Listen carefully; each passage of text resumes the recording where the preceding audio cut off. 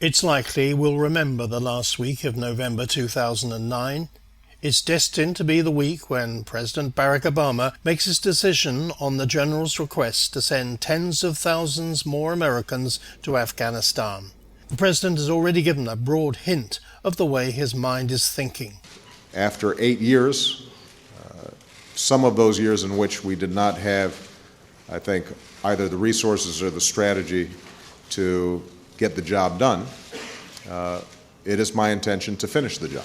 It looks as though Obama is going to approve roughly around 30,000 troops, and those troops would focus primarily on the populated areas and protecting those areas and essentially concede most of the countryside to the Taliban. Welcome to Agenda. I'm Colin Chapman. After 9 meetings with his War Council and 3 months of deliberation, the President is ready to take a decision.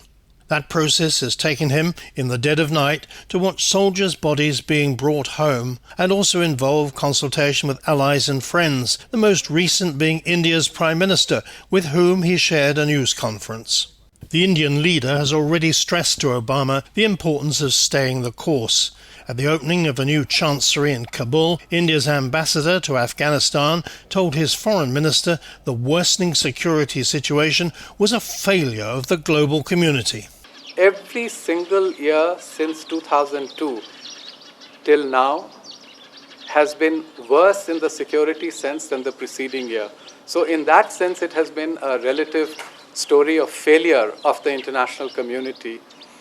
But the Taliban is not very large in size. Estimates range of the Taliban fighters between 20,000 to 35,000 in this country of active fighters. Obama picked up this theme. One of the things I'm going to be discussing is the obligations of our international partners in this process. It looks as though Obama is going to approve roughly around 30,000 troops, and those troops are going to focus primarily on protecting the populated areas and essentially conceding most of the countryside to the Taliban. This is something that I like to call the then what strategy. Essentially, even adding these troops to Afghanistan isn't actually going to have a very high likelihood of changing the status quo on the ground. There's some very real inconsistencies in the strategy, whether you're talking 40,000 troops, 30,000 troops, or less. This is an intelligence war, and in this war, the Taliban have the upper hand.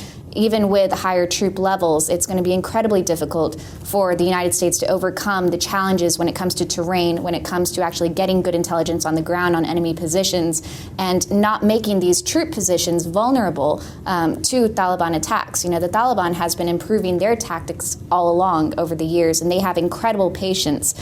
When it comes down to it, the political timeline at home in the United States doesn't really match up with this long-term counterinsurgency strategy to build up Afghanistan and actually come to this goal of defeating the Taliban insurgency overall.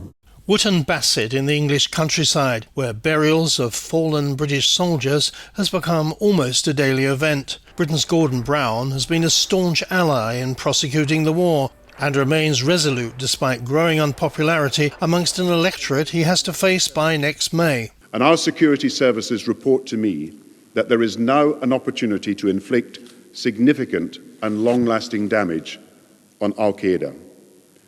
We understand the reality of the danger and the nature of the consequences if we do not succeed. We can never forget the fatal Al-Qaeda-led attacks in London on 7th July 2005. At a black-tie dinner with the financial community in London's Guildhall, the Prime Minister was applauded for his resolve. We are there because action in Afghanistan is not an alternative to action in Pakistan, but an inseparable support to it. And as I have shown, the world has succeeded in closing down much of the space in which Al-Qaeda can operate, and we must not allow this process to be reversed by retreat or irresolution. But in a country like Afghanistan, can a foreign force ever win a war? even adding these additional troops doesn't have a very high likelihood of changing the status quo on the ground. There are some very real inconsistencies in the strategy, whether you're talking 40,000 troops, 30,000 troops, or less. What the strategy does do, however, is allow the Obama administration to show that it's not cutting the legs out from McChrystal and Petraeus, that it is giving these generals a chance to actually implement that strategy, so that when the time comes and when it becomes more and more apparent that the United States is unable to devote the time and resources to a war of this nature, the Obama administration will already have actually cut down a lot of that political backlash. Still, at America's Thanksgiving weekend, those on the front line in Afghanistan will be relieved to know that more help is at hand, giving the chance for the generals to show that, despite doubts, they can finish the job.